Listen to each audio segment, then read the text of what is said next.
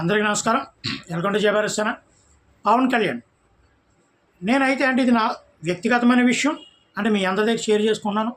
Pawan Kalyan compulsory గెలిపించవలసిన బాధ్యత పిఠాపురం ప్రజల దగ్గర ఉంది. ఎందుకంటే కుప్పంలో చంద్రబాబు నాయుడు గారిని నెగ్గొచ్చు, పులివెందులో వైఎస్ జగన్మోహన్ రెడ్డి గారిని నెగ్గొచ్చు. వీళ్ళ యాటిట్యూడ్ ఏంటి, వీళ్ళ విధానాలు ఏంటి, అసెంబ్లీలో వీళ్ళ మాట తీరేంటి మనం గమనించాం. రాబోయే తరాలకి రాజకీయ నాయకుడిగా ఎదుగుతున్నటువంటి పవన్ కళ్యాణ్ తన యాటిట్యూడ్ అంటే రాజకీయ యాటిట్యూడ్ వేరు, మీటింగ్లో మాట్లాడడం వేరు.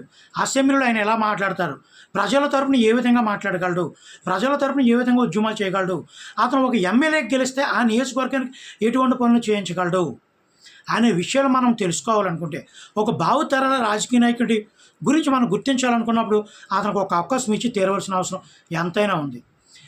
ఒక విధంగా చెప్తే తన సొంత డబ్బులు, తన సినిమాల్లో నటించడం వల్ల వచ్చినటువంటి అమౌంట్ని, తనకు వచ్చినటువంటి సినిమాలో వచ్చినటువంటి రెమ్యునేషన్ని చాలామంది రైతులకు పంచిపెట్టడం జరిగింది. ఆ విధంగా ఇప్పుడు ఉన్నటువంటి రాజకీయ నాయకుల్లో సొంత డబ్బుని ప్రజలకు ఇచ్చిన నాయకుడు ఎవరైనా ఉన్నారండి? చంద్రబాబు నాయుడు గారు కానీ జగన్ గారు కానీ ఇద్దరు ఎవరైనా ఇచ్చిన వాళ్ళు ఉన్నారా? ఒక విధంగా చెప్తే ప్రజలకు మంచి చేయొచ్చు, ప్రజా సొమ్ముతో ప్రజలకు మంచి చేయొచ్చు, నేను కాదను.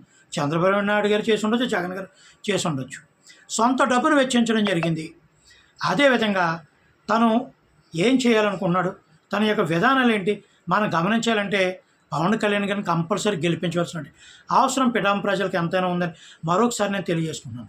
ఇది నా వ్యక్తిగతమైన విషయమైనప్పటికీ అతని యొక్క విధానాలు, రాజకీయ విధానాలు ప్రజలకు తెలియాలంటే, అతను ఏం చేయగలడో తెలియాలంటే పవన్ కళ్యాణ్ గెలిపించాలి. అతని విధానాలు ప్రజలకు తెలిస్తే అసెంబ్లీలో కూడా అతను మాట్లాడే తీరు కానీ, అతను ప్రజలకు ఇచ్చే సందేశం కానీ ఏ విధంగా ఉంటుందో మనం చూడాలనుకుంటే పవన్ కళ్యాణ్ కంపల్సరీ గెలిపించాలి. అతని వ్యతిరేక శక్తులు చాలా పనిచేస్తున్నాయి.